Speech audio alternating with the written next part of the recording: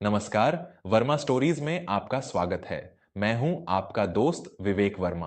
क्या आपने कभी इस बात पर गौर किया है कि एक संयुक्त परिवार में जो चाची, ताई या बुआ होती हैं, उनकी भूमिका कितनी अद्भुत होती है? जब पिता के गुस्से से घर का माहौल गर्म हो जाता है, जब एक जवान बेटा अपनी राह भटकने लगता है, या जब घर में पीढ़ियों का टकराव होता है, तो ये स्त्रियां एक शांत नदी की तरह बीच में आकर उस आग को बुझा देती हैं। आज की युवा पीढ़ी अक्सर अपने माता पिता के कठोर अनुशासन को उनकी दुश्मनी समझ बैठती है। उन्हें लगता है कि उनके सपने और उनकी आज़ादी घर की चारदीवारी में घुट रहे हैं। लेकिन क्या उस कठोरता के पीछे छिपे बेइंतहा प्यार और उन खामोश बलिदानों को हम कभी देख पाते हैं? आज मैं आपको एक ऐसी ही रूह को छू लेने वाली कहानी सुनाने जा रहा हूँ। ये कहानी है एक तूफानी रात की, एक भटकते हुए जवान बेटे की और एक ऐसी चाची की जिसने उस एक रात में अपने भतीजे की आंखों पर पडढ़ी अज्ञान की पट्टी को हमेशा के लिए खोल दिया। तो चलिए भावनाओं के इस गहरे समंदर में चलते हैं। माधवपुर नाम के एक बहुत ही शांत और पुराने कस्बे में एक बद्दा सा पुश्तैनी मकान था। इस घर के मुखिया थे सत्येंद्र बाबू। सत्येंद्र बाबू उसूलों के बेहद पक्के, थोड़े सख्त और अनुशासन पसंद इंसान थे। उनका एक जवान बेटा था, निशांत। निशांत आजकल के युवाओं की तरह आजाद ख्यालों वाला था। उसे अपने पिता का बात बात पर टोकना, उसे अनुशासन में रखना बिल्कुल पसंद नहीं था। घर में सत्येंद्र बाबू के छोटे भाई मनीष और उनकी पत्नी देविका भी रहते थे। देविका यानी निशांत की चाची बहुत ही समझदार, शांत और ममता से भरी हुई स्त्री थीं। निशांत अपनी चाची से बहुत घुला मिला था, क्योंकि जब भी पिता की डांट पड़ जाती तो देविका चाची ही उसे अपने आंचल में छुपा लेती थीं। जुलाई का महीना था। काले और घने बादलों ने पूरे माधवपुर कस्बे को घेर रखा था। बहुत तेज बारिश हो रही थी। उसी दिन पड्डेड हौस के गांव में सत्येंद्र बाबू के एक बहुत ही करीबी रिश्तेदार के यहाँ शादी थी। घर के सभी लोग तैयार हो रहे थे। निशांत भी अपने दोस्तों के साथ उस शादी में जाने और मजे करने की योजना बना चुका था। लेकिन तभी हॉल में सत्येंद्र बाबू की भारी और सख्त आवाज गूंजी। निशांत, तुम शादी में नहीं जा रहे हो। बाहर मौसम बहुत खराब है और घर को इस तरह सूना छोड़कर जाना ठीक नहीं है। तुम यहीं घर पर रहोगे और घर की देखभाल करोगे। यह सुनते ही निशांत का मुंह उतर गया। उसके भीतर गुस्से का ज्वालामुखी फटने लगा। उसने झल्लाते हुए कहा, पिताजी, ये क्या बात हुई? घर के सब लोग जा रहे हैं और मैं यहाँ अकेले चौकीदारी करूं? मेरे सारे दोस्त वहां पहुंच रहे हैं। आप हमेशा मेरे साथ ऐसा ही करते हैं। मेरी किसी भी खुशी से आपको कोई मतलब नहीं है। सत्येंद्र बाबू ने आंखें तरेरते हुए कहा, मैंने जो कह दिया सो कह दिया। घर में एक जिम्मेदार मर्द का रुकना जरूरी है। बहस मत करो। निशांत पैर पटकता हुआ अपने कमरे में चला गया। तभी देविका चाची आगे आईं। उन्होंने सत्येंद्र बाबू से अत्यंत कोमल स्वर में कहा, भैया जी, आप लोग जाइए, मैं भी निशांत के साथ यहीं घर पर रुक जाती हूँ। बाहर बारिश बहुत तेज है और यह लड़चका अकेले घर कैसे संभालेगा? इसे तो ठीक से अपना खाना भी परोसना नहीं आता। आप लोग शादी में जाइए और कल आराम से लौटें। मैं यहाँ सब संभाल लूंगी। सत्येंद्र बाबू देविका का बहुत सम्मान करते थे। उन्होंने कहा, ठीक है बहू, जैसी तुम्हारी इच्छा। निशांत का ध्यान रखना। घर के सभी लोग गाड़ी में बैठकर शादी में चले गए। बाहर तूफान और तेज हो गया था। बिजली कड़क रही थी और तेज हवाओं के कारण पूरे कस्बे की बिजली गुल हो गई थी। पूरा पुश्तैनी मकान एक अजीब से सन्नाटे और अंधेरे में डूब गया था। निशांत अपने कमरे में बिस्तर पर पड्ढा गुस्से से उबल रहा था। उसे लग रहा था कि उसके पिता उसकी जिंदगी का सबसे बद्दा विलेन है। तभी कमरे के दरवाजे पर एक हल्की सी खटखटाहट हुई। देविका चाची हाथ में एक लालटेन और दूसरी थाली में गर्मा गर्म खाना लेकर खड्डिढ़ी थीं। लालटेन की उस पीली और मध्यम रोशनी में देविका चाची का चेहरा किसी शांत मंदिर की देवी जैसा लग रहा था।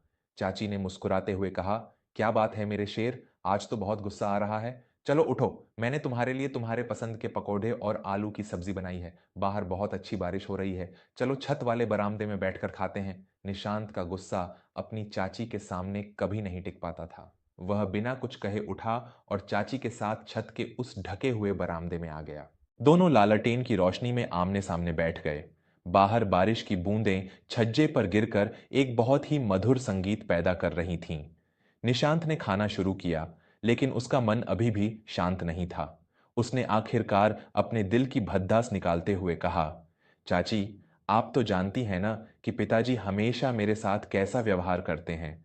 उन्हें लगता है कि मैं कोई नाकारा और गैर जिम्मेदार लड़ेच का हूं। क्या मैं उनके साथ शादी में नहीं जा सकता था? वह बस मुझे अपने जूतों की नोक पर रखना चाहते हैं। कभी कभी तो मुझे लगता है कि मैं इस घर से कहीं दूर चला जाऊं। देविका चाची ने खाना परोसना बंद किया और लालटेन को थोड़ा और करीब खिसका लिया। उनकी आंखों में एक बहुत ही गहरी और वात्सल्य से भरी चमक थी। उन्होंने अत्यंत शांत और गंभीर स्वर में कहा, निशांत, जब इंसान की उम्र कच्ची होती है ना, तो उसे हर वह इंसान अपना दुश्मन लगता है जो उसे सही रास्ता दिखाता है। तुम्हें लगता है कि तुम्हारे पिता एक पत्थर हैं जिनमें कोई भावना नहीं है। तुम्हें लगता है कि वे तुम्हारी आज़ादी के दुश्मन हैं। निशांत ने सिर झुकाकर कहा, और क्या चाची? उन्होंने आज तक मुझे प्यार से पुकारा तक नहीं। हमेशा बस काम की बात, अनुशासन की बात। मुझे तो कभी कभी शक होता है कि क्या मैं सच में उनका बेटा हूं। यह सुनकर देविका चाची ने एक गहरी सांस ली। उन्होंने कहा, बेटा, आज इस बारिश की रात में मैं तुम्हें तुम्हारे पिता के जीवन का वह पन्ना पी रच कर सुनाती हूं जिसे उन्होंने आज तक किसी के सामने नहीं खोला।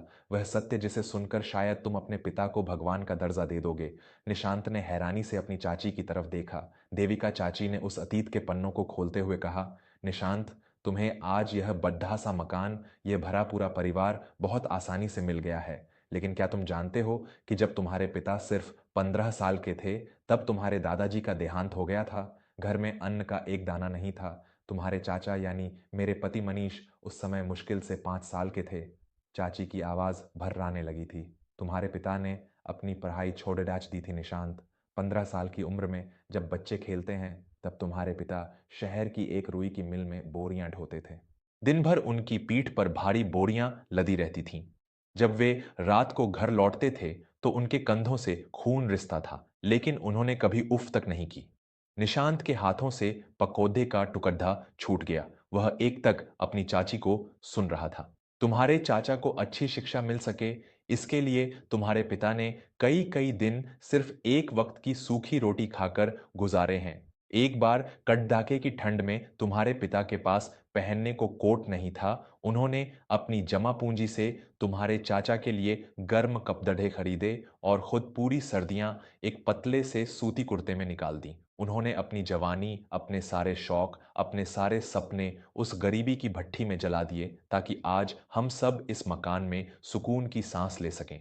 देविका चाची के गालों पर आंसू छलक आए थे। उन्होंने आगे कहा, निशांत, जो इंसान 15 साल की उम्र से सिर्फ पत्थर तोड़ेगा, क्या तुम उससे उम्मीद करते हो कि वह गुलाब के फूल की तरह कोमल होगा?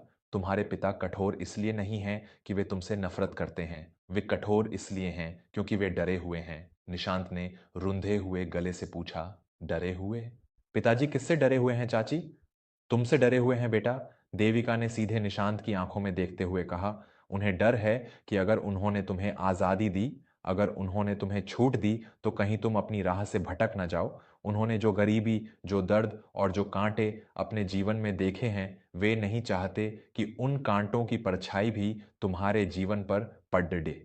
उनका वह गुस्सा, उनका वह अनुशासन, वास्तव में उनका वह बेइंतहा प्यार है जो उन्हें जताना नहीं आता। जब तुम देर रात तक घर नहीं लौटते, तो वे सोते नहीं हैं निशांत। वे बार बार खिड़की से बाहर झांकते हैं, लेकिन जब तुम आते हो, तो वे अपना प्यार नहीं, अपना गुस्सा दिखाते हैं। पिता का प्यार नारियल की तरह होता है बेटा, बाहर से सख्त लेकिन अंदर से अमृत जैसा मीठा। निशांत की आंखों से अब आंसुओं की धारा बह रही थी। उसने कभी अपने पिता को इस नजरिए से देखा ही नहीं था। उसे अपने उन शब्दों पर भयंकर अपराधबोध हो रहा था जो उसने कुछ देर पहले अपने पिता के लिए कहे थे।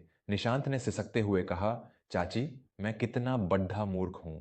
मैं तो पिताजी को हमेशा अपना दुश्मन ही समझता रहा। मैंने कभी उनके उस दर्द को देखने की कोशिश ही नहीं की। देविका चाची ने आगे बढ़कर निशांत के सिर पर हाथ फेरा और कहा, यही तो परिवार होता है मेरे बच्चे। हम अक्सर उन लोगों की कद्र नहीं करते जो हमारे लिए खामोशी से अपना खून बहाते हैं। तुमने मुझसे पूछा था ना कि मैं शादी में क्यों नहीं गई? निशांत ने आंसू पोंछते हुए चाची की तरफ देखा। देविका चाची ने मुस्कुराते हुए कहा, मैं इसलिए नहीं गई क्योंकि मैं देख रही थी कि एक बेटा अपने पिता से दूर जा रहा है। मैं तुम्हारे मन में पनप रहे उस जहर को रोकना चाहती थी। जब घर का कोई बड़ा सदस्य कठोर हो, तो घर की स्त्रियों का काम होता है कि वे उस खाली जगह को अपने प्रेम से भर दें। मैंने भी अपने जीवन में कई सपने देखे थे निशांत। मैं पीआरएच लिखकर एक शिक्षिका बनना चाहती थी। लेकिन जब मैं इस घर में आई, तो मैंने देखा कि इस घर को मेरी डिग्रियों की नहीं, बल्कि मेरी ममता की जरूरत है। मैंने अपने सपनों का बलिदान कर दिया ताकि यह घर एक मंदिर बन सके। और मुझे अपने इस फैसले पर आज तक कोई अफसोस नहीं है, क्योंकि जब मैं तुम्हें और तुम्हारे चाचा को एक साथ मुस्कुराते हुए देखती हूं, तो मुझे लगता है कि मेरी सारी तपस्या सफल हो गई। निशांत अपनी जगह से उठा और उसने अपनी चाची के पैर पकड़ डीएच लिए। वह फूट फूट कर रो रहा था। मुझे माफ कर दो चाची, मुझे माफ कर दो। आपने आज मेरी आंखें खोल दी। अगर आप आज मुझे यह सब नहीं बताती, तो शायद मैं जिंदगी भर अपने पिता से नफरत करता रहता और एक दिन बहुत बड़ी गलती कर बैठता। आपने मुझे बचा लिया चाची। आप सच में इस घर की देवी हैं। देविका ने निशांत को उठाया और उसे अपने सीने से लगा लिया। उस तूफानी रात में बाहर बारिश की बूंदें जमीन को शांत कर रही थीं, और अंदर देविका चाची की बातों ने एक जवान लड़के के उबलते हुए मन को हमेशा के लिए शांत कर दिया था। उस रात लालटेन की रोशनी में निशांत का वह बचपन, वह लड़कपन पीछे छूट गया था, और उसके भीतर एक जिम्मेदार, समझदार और अपने परिवार का सम्मान करने वाला एक सच्चा इंसान जन्म ले चुका था। अगली सुबह जब बारिश रुकी और सूरज की सुनहरी किरणें उस पुश्तैनी मकान के आंगन में पड़ीं, तो सत्येंद्र बाबू और बाकी परिवार वाले घर लौट आए। सत्येंद्र बाबू ने गाड़ी से उतरते ही अपनी उसी सख्त आवाज में आवाज लगाई, निशांत, कहां हो तुम? घर का ठीक से ध्यान रखा था या रात भर सोते रहे? निशांत दौड़ता हुआ अंदर से बाहर आया, लेकिन आज उसके चेहरे पर कोई झल्लाहट नहीं थी, कोई गुस्सा नहीं था। आज उसकी आंखों में एक ऐसी श्रद्धा थी जो पहले कभी नहीं देखी गई। निशांत ने बिना कुछ कहे आगे बढ़कर अपने पिता को कसकर गले लगा लिया। सत्येंद्र बाबू एकदम से चौंक गए। उन्होंने शायद 15 सालों में अपने बेटे को इस तरह गले नहीं लगाया था। उनके हाथ कांपने लगे। निशांत ने रुंधे हुए गले से कहा, पिताजी, मुझे माफ कर दीजिए। मैं आज तक आपको समझ नहीं पाया। मैं वादा करता हूं कि अब से आपको कभी मेरे लिए फिक्र करने की जरूरत नहीं पड़ेगी। मैं आपका सिर हमेशा फख्र से ऊंचा रखूंगा। मैं आपसे बहुत प्यार करता हूं पिताजी। सत्येंद्र बाबू की उन सख्त आंखों से भी आज आंसुओं की दो बूंदें छलक कर निशांत के कंधों पर गिर गईं। उन्होंने अपने कांपते हुए हाथों से अपने बेटे की पीठ थपथपाई। बरामदे के पास खड्डी देविका चाची यह सब देख रही थीं, और उनके चेहरे पर एक बेहद सुकून भरी मुस्कान थी। उनका वह बलिदान, उनका वह घर रुकना सार्थक हो गया था। दोस्तों, यह कहानी हमारे समाज के हर उस युवा के लिए एक बहुत बड़ा संदेश है, जिसे लगता है कि उसके माता पिता उसे समझते नहीं हैं। याद रखिए, हमारे माता पिता ने जो संघर्ष देखे हैं, जिन कांटों पर वे चले हैं, वे कांटे आज भी उनके पैरों में चुभे हुए हैं। उनकी डांट, उनका अनुशासन कोई नफरत नहीं है, बल्कि वह एक ढाल है जो वे आपके भविष्य के आगे खड़ीडीढी करते हैं। जब कोई पिता सख्त होता है, तो घर की चाची, ताई या माँ उस सख्ती और बच्चे के बीच एक पुल का काम करती है। कभी कभी हमें लगता है कि हमारे परिवार वाले हमारे सपने पूरे नहीं होने दे रहे, लेकिन सच तो यह है कि वे खुद अपने अनगिनत सपनों को मारकर हमें इस लायक बनाते हैं कि हम सपने देख सकें। इसलिए अपने माता पिता के उस कठोर आवरण के पीछे छिपे हुए उस प्यार को पहचानने की कोशिश कीजिए। उनके पास बैठिए, उनके अतीत की कहानियां सुनिए।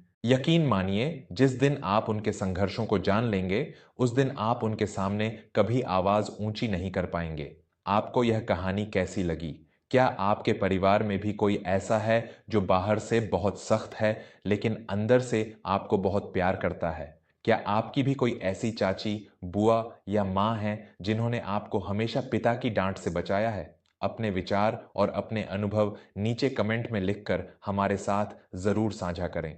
अगर इस पारिवारिक और भावुक कहानी ने आपके दिल को छुआ है, तो इसे अपने दोस्तों, अपने परिवार के हर सदस्य और विशेषकर उन युवाओं के साथ जरूर साझा करें जो अपने परिवार से दूर होते जा रहे हैं। क्या पता आपकी शेयर की हुई यह कहानी किसी टूटते हुए रिश्ते को वापस जोड़ दे। वर्मा स्टोरीज के इस सफर में मेरे साथ जुड़े रहने के लिए आपका बहुत बहुत धन्यवाद। मैं विवेक वर्मा अब आपसे विदा लेता हूँ। अपने परिवार का सम्मान कीजिए, अपने बड़ों की कद्र कीजिए और हमेशा मुस्कुराते रहिए। नमस्कार।